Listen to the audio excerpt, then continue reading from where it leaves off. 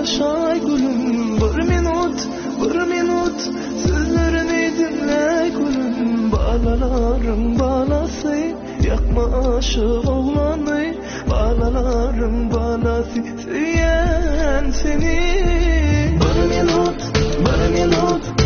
minut Karaşay gülüm, bir minut sözlerimi dinle benim. Balalarım balası, yakma aşık oğlanı. Sözlerimi dinledin söylerim ben seni.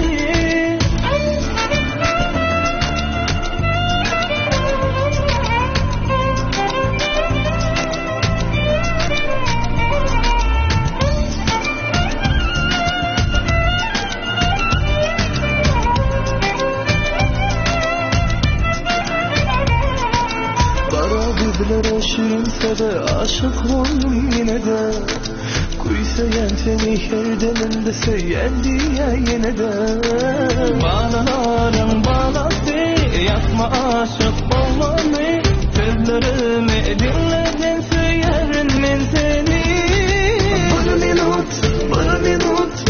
minut Karaşay gülüm.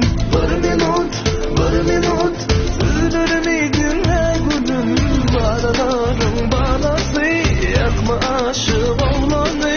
Balalarım balası, söyleyen seni. Bu yolları sen bile göresin geliye. Alıklara bile uçasın geliye. Bugünler düş varsa oyarma beni. Edilerim söylerim seni.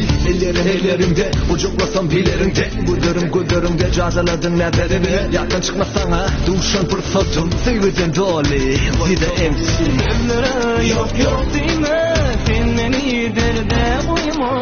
Sözlere yok deme, söylerim ben seni. Bir minut Karaşay gülüm. Bir minut sözlerimi dinle.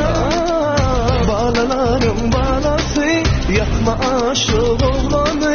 Balalarım balası, söyleyen seni.